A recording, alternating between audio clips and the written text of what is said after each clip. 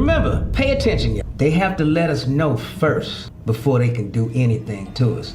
That's heavenly rules, right? That's how God laid it out for these little demon motherfuckers. They can't with us without letting us know that they're about to with us. Kind of going through a period, I was having a struggle with hopelessness. Oh, okay. And it was just really, the world is just in a dark place. Yeah.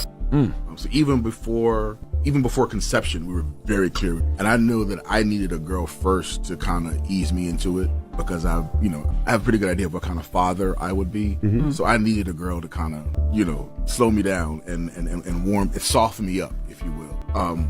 So for me, raising my daughter, I came into fatherhood already with a certain maturity and certain understanding male-female dynamics. And with a girl, all of that starts with the father. So I've always, since I literally pulled her out of my wife. Malcolm-Jamal Warner, who was rescued by onlookers, died after receiving treatment from the Red Cross. They're gonna come for you. You're too clean for this game. That's what Eddie Griffin warned Malcolm-Jamal Warner, not in front of cameras, but behind closed doors. A chilling warning from a real friend, and now Malcolm is gone. He was found dead, drowned in the ocean during what was supposed to be a relaxing vacation in Costa Rica. But the story behind his death is messy and suspicious. At first, every headline and social media post repeated the same tale. Malcolm died heroically trying to save his daughter from a dangerous riptide. Even US Weekly ran with that version, saying he rushed into the water to rescue her before he drowned. But then, boom, the narrative changed. Suddenly, outlets reported that Malcolm's daughter wasn't even in the water when he died. And here's where it gets even weirder. His wife wasn't there that day either. We're supposed to believe Malcolm took his 8-year-old daughter swimming at a dangerous, unguarded beach covered in warning signs with no backup and no lifeguards, then left her alone on the sand while he went for a swim. That doesn't add up. This man adored his family. He literally prayed for a daughter, often sharing how he manifested her into his life. He constantly said his wife and little girl were his entire world, and he never took risks with them. In his final interview, just weeks before his death, Malcolm couldn't stop talking about how much they meant to him. So what really went down on that beach in Costa Rica? Because Eddie Griffin didn't warn Malcolm-Jamal Warner for nothing. Eddie's been in this game for decades. He knows exactly how Hollywood moves and who they decide to take out. Malcolm had a target on his back whether he realized it or not. He was a black man in Hollywood with no scandals, no handlers, and no self-destructive storyline for the media to chew on. Instead, he was speaking up, standing tall, and trying to be a positive role model for young black boys. And let's be real, Hollywood hates that. They don't like clean, they like controlled. Malcolm refused to play the industry's dirty game. He stayed low-key, picked projects on his own terms, and turned down clown roles meant to humiliate him. He was quiet, but always watching. And he started reconnecting with people like Dave Chappelle and Mos Def, other stars who walked away from the machine. That's when Eddie began pulling him aside and whispering those chilling words. They'll get you if you stay clean. They don't like clean. So now, looking at Malcolm's sudden accidental death, it doesn't sit right. Fans, insiders, and even some celebs are all saying the same thing Eddie warned him about. Right after Malcolm-Jamal Warner's death hit the headlines, the first story was crystal clear. He and his 8-year-old daughter were swimming together and got caught in a deadly rip current. That was the official story plastered everywhere. But less than 48 hours later, boom! Costa Rica's Judicial Investigation Agency released a new statement, and suddenly the details shifted. Now they're saying that yes, Malcolm was playing with his daughter at the shoreline, but when he got pulled into the rip current, his daughter was already out of the water, so she wasn't actually in danger when it happened. Then they drop another twist. Malcolm wasn't alone. He was in the water with a friend, and both were swept away by the current, but the friend somehow escaped. And that's not all. At first, reports said one man tried to save Malcolm and almost drowned himself, but this updated version from Costa Rican authorities claims that multiple bystanders pulled Malcolm from the water. And here's the kicker. They're saying 3 tourists who just happened to be doctors were there. These doctors managed to save the other man who nearly drowned, but none of them could save Malcolm. That's the part making people side-eye this whole thing. The story changing this much has fans whispering, something's not right. Even locals have started chiming in, pointing out the exact beach where this happened, Playa Cocos, is notorious. It's been studied and labeled as one of the most dangerous beaches in Costa Rica for its vicious rip currents. There are no lifeguards, no safety measures, and endless warning signs. Malcolm took his little girl to that beach while his wife stayed back at the hotel.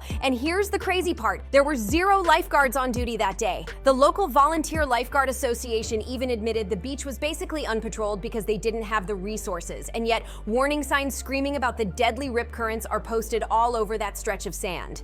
Now let's piece this together. First, the media pushes the tragic hero narrative, claiming Malcolm drowned trying to save his daughter. Then less than 2 days later, they completely wipe that version out and switch it up. Suddenly, the daughter wasn't in danger at all. After that, radio silence. No clear footage, no official press conference, just shifting details and confusion. Fans are asking the same questions. If this was truly just a freak accident, why does the story keep changing?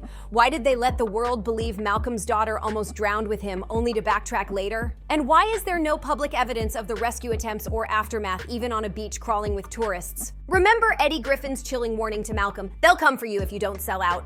Malcolm was one of the few Hollywood actors who refused to play the industry's dirty games.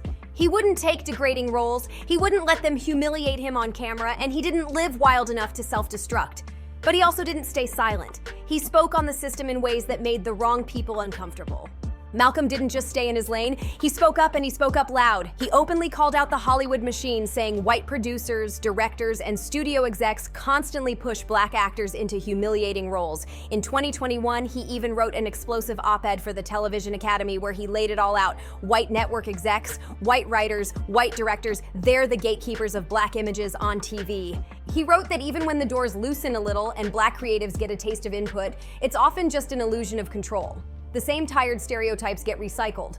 Only now the characters wear suits or have fancy jobs, but the core messaging doesn't change. Malcolm wasn't afraid to say that out loud, and Hollywood definitely noticed. Then there was his podcast, Not All Hood, where he really let loose. He exposed how TV and film constantly lump black people into the same narrow boxes, repeating the same stories over and over, and he didn't stop there. Malcolm also called out the state of modern rap and hip-hop, blasting the misogyny, the toxic masculinity, and the non-stop negativity labels push for profit. He wanted healing and accountability, not more chaos and division. But here's the problem. That's the last thing the music industry and major record labels want to hear. Negativity sells, and Malcolm wasn't playing along. He refused to be a pawn in the machine. Even when the whole Kendrick versus Drake beef took over the internet, Malcolm stayed silent. He didn't pick sides, didn't feed into the hype, and refused to let himself be used as clickbait.